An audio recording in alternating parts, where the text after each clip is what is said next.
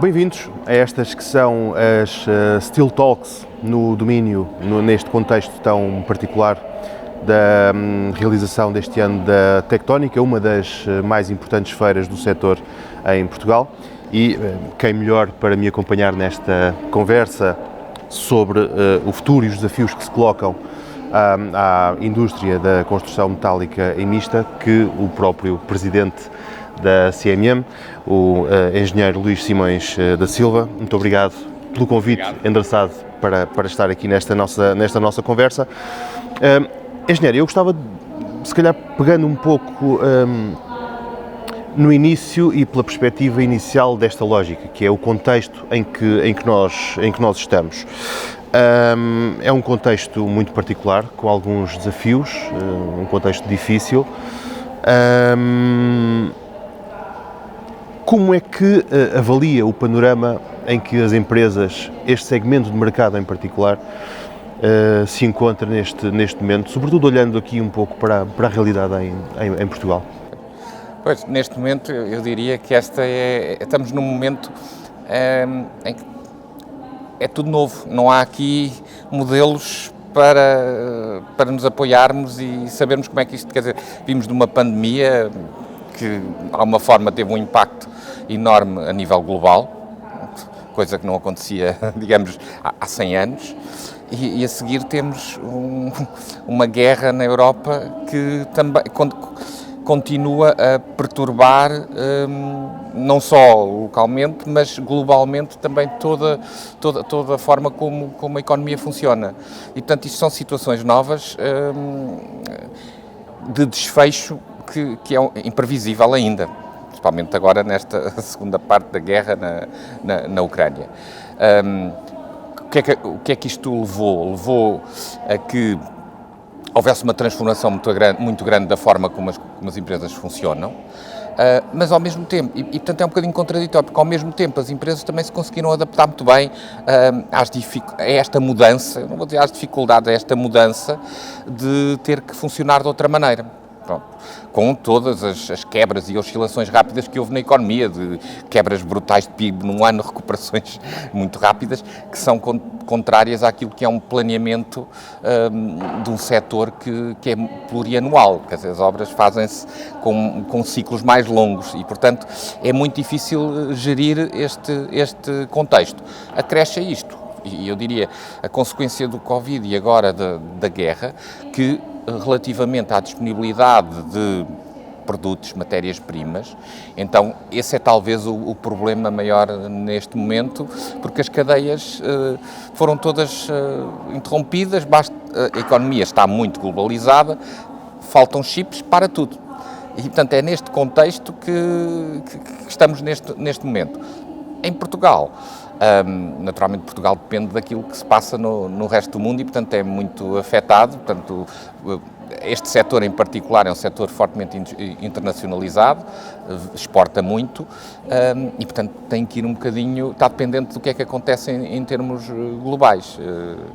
Quando falava das transformações para as próprias empresas, ainda falamos também de transformações orgânicas, ou seja, mais do que a funcionalidade estratégica das empresas, estamos ainda a falar de questões orgânicas, de redimensionamento das empresas, ou estamos a falar de uma forma de se adequarem às condições do próprio mercado, que, enfim, ao fim e ao cabo, acabam por ser também condições das cadeias de produção e do aproveitamento das matérias-primas e da procura de matérias-primas e cenários desse género? Eu diria que é mais a segunda situação. As empresas, porque naturalmente que a adequação às condições de mercado, essa não é de agora, isso é sempre assim, não é? Quer dizer, estão em crescimento, portanto, isso acontece de forma natural. Agora, o que houve aqui foi uma mudança de paradigma muito rápida e as empresas tiveram que se adaptar a novos processos. Alguns que são muito positivos, porque obrigaram, quando está tudo bem, as pessoas não mudam muito, não é? Agora, quando há qualquer coisa que causa aqui alguma perturbação na forma de funcionarmos, então temos que reagir de imediato, e isso foi o que aconteceu. As empresas tiveram que estar preparadas para responder a uma forma de trabalhar completamente diferente. Quais são os grandes desafios que as empresas hoje têm pela frente, de um ponto de vista mais prático? Ao dia de hoje, e a questão do conflito na Ucrânia já tem praticamente 2 meses, a questão dos custos energéticos também já não é propriamente nova.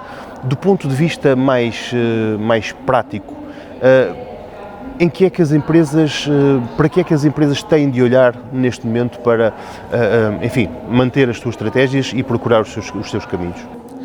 Eu penso que, em primeiro lugar, eu diria que isso aconteceu independentemente deste momento atual. Primeiro, as empresas têm que olhar para mercados em que possam investir e que tenham alguma previsibilidade de se manterem no futuro. Portanto, não mercados de ocasião, mas mercados em que pode haver um futuro de colaboração. E eu acho que isso foi feito pelas empresas na sequência da nossa crise de 2010-2011, em que havia os mercados de resultado rápido, Angola, Brasil, que foi um fracasso, e depois viraram-se para a Europa. E isso permitiu, de facto, a solidez de ter clientes que permitiam isto. E, portanto, esse é um aspecto que é essencial, trabalhar com mercados que, de alguma forma, protejam destas vicissitudes globais que acontecem, de guerras comerciais, de posicionamentos de blocos, daquilo que vai acontecer com a China, que postura é que a China vai continuar a ter no futuro, se vai haver um fecho de mercados ou maior abertura de mercados, quer dizer, e as empresas têm que se proteger disso, não dependendo desses mercados, pelo menos de forma maioritária. Portanto, têm que conseguir distribuir a sua estratégia entre esses vários aspectos. E, portanto, e depois têm também que tentar assegurar que têm cadeias logísticas que também se salvaguardem nesse mesmo ponto de vista, isto é, que não estejam dependentes de coisas que aconteçam e que façam com que o mercado fique completamente desregulado relativamente a determinada coisa que bloqueia a sua atividade. Se em relação a esses mercados que abordou, não necessariamente esse em concreto, o mercado angolano, mas estamos de algum modo a falar de mercados em que a base de sustentação, o ponto de partida é relativamente baixo, porque neste tipo de soluções se calhar ainda são mercados algo incipientes. O que é que torna as empresas portuguesas e as empresas desta fileira competitivas em mercados, por exemplo, como o mercado alemão, para onde vocês estão a olhar com grande particularidade? Eu penso que as empresas portuguesas têm uma capacidade de transformação, de produção que é muito competitiva. E baseadas muito em automação, portanto, que é um aspecto importante, ou seja, não é aquele paradigma de mão de obra intensiva, mão de obra barata, não, isso já não existe neste setor. Portanto, temos empresas que se automatizaram e que conseguem produzir de forma muito competitiva. E por isso é que o caso de sucesso, eu diria, é o mercado francês, em que a presença das empresas portuguesas deste setor é muito, muito grande portanto, a ideia é conseguir replicar ou alargar esse sucesso para um mercado que tem as especificidades do mercado alemão, mas que alarga de forma, e que funciona um bocadinho também como uma plataforma depois de permitir alargar o âmbito geográfico de intervenção de forma significativa. Portanto, esse é um desafio, porque é um mercado em que aí sim a presença não é significativa como no mercado francês, em que de facto as empresas portuguesas têm uma presença muito forte. O que é que difere as empresas portuguesas, nomeadamente das empresas francesas, além naturalmente da questão dos custos? O conhecimento é um dos fatores. Eu penso que aqui há um aspecto positivo, que é o aspecto do país pequeno e da empresa pequena. A capacidade de reação, portanto, é muito maior. Portanto, as empresas sabem que têm que competir e identificam quais é que são os fatores que as diferenciam das outras e utilizam essa vantagem competitiva. E, portanto, serem capazes de reagir, da adaptação à mudança num processo. Portanto, temos a otimização daquilo que é pedido. Portanto, isso é um aspecto em que as empresas trabalham de forma muito eficiente. O que é que nós estamos a assistir hoje em dia? Estamos a assistir, e eu penso, mas demora algum tempo a dar os seus resultados, estamos a assistir que as empresas começam também a tentar alargar a sua cadeia de valor, indo um bocadinho mais portanto, evoluindo para montante, isto é, evoluindo para a concepção de soluções e não a produção de soluções que nos são dadas por terceiros. Bom, isto é um desígnio nacional, o desígnio da incorporação da inovação em todo o tecido empresarial, e neste setor está também a acontecer. Vemos empresas que começam a ter produtos marca própria, já não é só copiar o que está lá fora e fazer o mesmo, otimizando um bocadinho, é também tentar. Agora, isso é um processo lento. Engenheiro, como é que esse processo lento e essa especialização e esse caminho que está a ser seguido no desenvolvimento de soluções próprias se enquadra neste contexto particular em que nós também estamos a vivenciar, nomeadamente relacionado com a escassez de mão de obra? É uma dificuldade adicional? De que modo é que isso se pode de alguma maneira mitigar, aproveitando ou explorando melhor cursos profissionais? As próprias empresas estão despertas também para a importância da formação de técnicos que possam responder àquilo que são as suas estratégias no desenvolvimento de soluções próprias que as tornam também mais competitivas? Não, eu acho que esse é, falando agora quais é que são aqui os problemas, esse é talvez o problema número um, que neste não é exclusivo do setor, é muito mais global, mas é um problema muito grave. Quer dizer, não existe mão de obra neste momento, e não é um problema português, não existe mão de obra de forma generalizada e, portanto, a concorrência na captação de recursos humanos não é só interna em Portugal, é global. Pronto, e o que se passou durante a crise de 2010, 2011, levou a que os portugueses deixaram de ter complexo de trabalhar para fora, voltar, portanto, essa mobilidade estabeleceu-se e, portanto, essa concorrência de facto existe. O que é que está... E, portanto, as empresas estão muito preocupadas com isso e tem havido iniciativas no sentido, e estão a desenvolver iniciativas no sentido de tentar mitigar esse problema. Nomeadamente, por exemplo, agora no âmbito do PRR, há várias candidaturas que foram montadas, das agendas, etc., que estão agora em avaliação, esperemos que com resultados rápidos, que têm precisamente como objetivo atacar diretamente esse problema. Portanto, formar pessoas aos vários níveis, desde o nível 4, 5, portanto, pré-universitário até nível universitário, aos vários níveis, no sentido de dotar as empresas de recursos humanos que possam dar resposta. A isto, naturalmente, dando-lhes o valor acrescentado da incorporação das novas tecnologias. Portanto, formação, mas com uma aposta tecnológica muito forte. Iremos certamente falar sobre digitalização. Portanto, esses são componentes essenciais. Portanto, vamos formar pessoas, mas com um salto qualitativo na sua capacidade. E eu penso que isso é a chave para continuar a manter e, potencialmente, aprofundar a competitividade das empresas portuguesas neste setor. Esse cenário de modernização é, de alguma maneira, o grande enfoque das Steel Talks desta tectónica, em que há uma forte aposta na discussão do plano tecnológico. Em que medida é que a digitalização deste segmento de mercado como um todo pode ser parte da solução para aquilo que são os desafios que as empresas hoje em dia têm pela frente? A CMM, de facto, tem ao longo dos seus 25 anos de existência, identificou claramente que era muito importante esta sensibilização dos vários stakeholders a todos os níveis, no sentido de facilitar a adoção de novas visões, novas tecnologias e as empresas efetivamente as incorporarem. Portanto, aqui, qual é que é a mudança que nós estamos a assistir neste momento? As empresas do setor metalomecânico automatizaram-se muito cedo, na década de 90.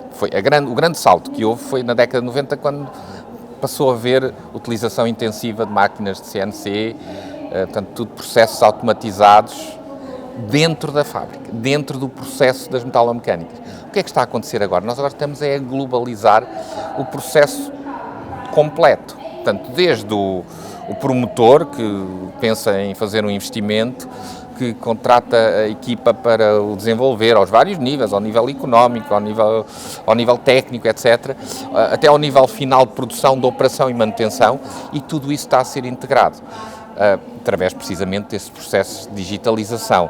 Qual é o reflexo, qual é a grande vantagem disto? Um aumento significativo de competitividade. Porquê? Porque os grandes custos são o custo do erro e o custo do tempo. E a digitalização de todo este processo, a criação de, digamos, nós temos aqui a capacidade de termos como agora se diz, um gêmeo virtual em que visualizamos o que queremos fazer antes de estar feito, permite eliminar todos esses erros, facilitar toda a logística, e esse é o grande desafio em que estamos neste momento, mais uma vez não só neste setor, mas este setor, tendo sido um precursor da automação, naturalmente que o abraçou completamente, porque precisa disso para sobreviver e continuar a ser competitivo.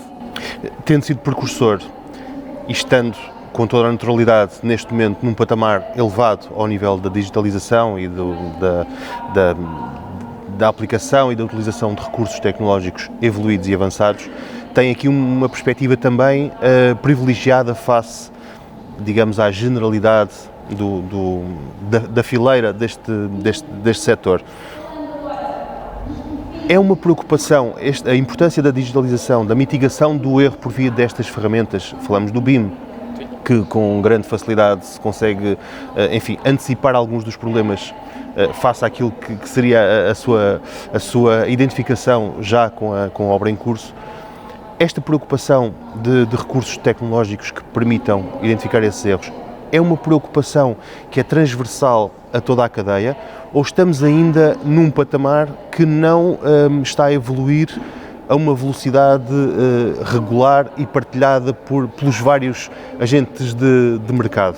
Eu acho que há aqui dois níveis. Um é, se fizermos benchmark internacional, é comparar como é que Portugal está face a outros países. E é importante ter essa consciência e ter essa noção até para podermos acelerar o processo. O outro é, como muito bem disse, é dentro de toda a cadeia, como é que estamos. E de facto não estamos de forma, não é homogéneo. Há um atraso significativo do lado da parte do desenvolvimento das soluções técnicas, dos projetistas, se quisermos, face àquilo que é depois a cadeia de produção. A cadeia de produção, e aí voltamos à pergunta de há pouco, qual é a vantagem competitiva das empresas? Porque adaptam-se muito depressa. As empresas estão preparadas para dar o salto, fazem-no quando sentem que efetivamente aquilo funciona. E por isso é que, por exemplo, no projeto Digital Steel, que a CMM está a promover, em que fizemos um levantamento de toda esta situação, identificámos claramente que as empresas dizem o seguinte: ok, eu preciso de adoção generalizada, e aí nós de imediato impomos a regra. Enquanto não houver e falhar um elo na cadeia, a coisa não funciona. Portanto, estamos mais dentro do nosso próprio processo. Portanto, há diferenciação dentro das várias fases de desenvolvimento global de um projeto qualquer e em comparação internacional. Portugal tem atraso relativamente a outros países. Portanto, e aí é sempre aquela história. O norte da Europa é sempre um pouco precursor na implementação e destas tecnologias, e é preciso também que o regulador também dê uma ajudinha e que obrigue a que acelere esse processo de adoção, impondo, por exemplo, pequenas coisas como a obrigatoriedade de utilizar plataformas e meios que obriguem a que haja uma adoção prévia disto, que seria a maneira mais rápida de introduzir, de fazer esta mudança. O cenário, o contexto em que são desenvolvidos os concursos públicos seriam resposta a essa questão que está a referir? E também outra coisa, que isto vem permitir, que é permitiria que a avaliação da efetiva implementação em sede de concurso, por exemplo, na decisão de concurso, dos critérios de atribuição de obras, projetos, o que é que seja, passassem a ser efetivamente muito mais objetivos. E aí eu acho que há um exemplo muito interessante, que é o que, de facto, o setor pode fazer para tornar as coisas mais transparentes e efetivamente ajudar a implementação, que é o exemplo, por exemplo, na Holanda. Na Holanda, impõem que, por exemplo, as empresas demonstrem a sustentabilidade das suas soluções. E naturalmente depois a atribuição é feita em função da avaliação que for feita. O que é que acontece? Depois as empresas, uma coisa era o que punham no concurso e depois a seguir, em vez de ir buscar aquele material que tinha determinadas características, menos carbono embebido, etc., substituíam. E quem é que resolveu este problema? Os concorrentes. Disseram, não, ganhaste a obra com isto, então agora tens que lá meter o que disseste que punhas. E, portanto, recorrem aos tribunais, que funcionam rápido, para dizer, não, tens que cumprir o que comprometeste. E não fazer substituição e na prática aquilo não funcionar. Exatamente. E, portanto, isto só é possível se tivermos maneira digital, automatizada de o fazer. Não pode ser com trabalho manual depois de identificação disso. E, portanto, esta transformação é essencial. Nós já temos plataformas eletrónicas para submissão, mas são plataformas de documentos. E, portanto, tem que haver o passo seguinte, que é conseguir ir aos conteúdos e facilmente extrair conclusões dos conteúdos. Em que é que vão consistir estas Digital Talks aqui da Tectónica? Como é que chegaram a este modelo e a esta temática? E, obviamente, enfim, passando um pouco também por aquilo que são as intervenções dos oradores convidados, quais são as expectativas da CMM para esta iniciativa? Como nós temos feito estas sessões, como já disse, em múltiplos ambientes, com múltiplos destinatários. Nunca descuramos o ambiente académico, porque nós temos que investir nos jovens, porque eles é que são os motores da mudança, não é? E, portanto, temos feito, portanto, este ano, no contexto do Portugal Steel, temos feito, já iniciámos estas conversas no Politécnico de Bragança, Casa Cheia, e isto de uma forma também geograficamente distribuída para cobrir todo o território, portanto, tentando ir a todas as escolas para de facto promover isso. Aqui, o que é que nós vamos buscar? Nós vamos buscar pessoas que podem ilustrar as melhores práticas e aquilo que pode ser conseguido, precisamente para conseguir convencer mais empresas, mais gestores de empresas, que vale a pena fazer a mudança, porque senão encaram isto. Toda a implementação de novas tecnologias tem sempre um custo. O custo de implementação é impossível de evitar. O que é preciso é que esse custo depois tenha um retorno que compensa largamente o seu custo inicial. E é isto que estas palestras, eu diria que é a principal mensagem, é tentar demonstrar às pessoas que isso é possível, que isso conduz a esse resultado, que é possível, que há exemplos que já o conseguiram e que até são concorrentes e que, portanto, se calhar, se eu me quero manter competitivo, eu não posso ficar para trás nesse comboio, não é?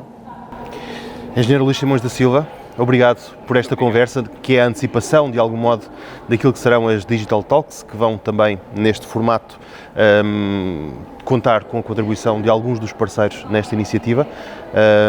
Espero que tenham aproveitado e também percebido a importância desta iniciativa promovida pela CMM. Outras entrevistas se seguirão. Fiquem atentos. Muito obrigado.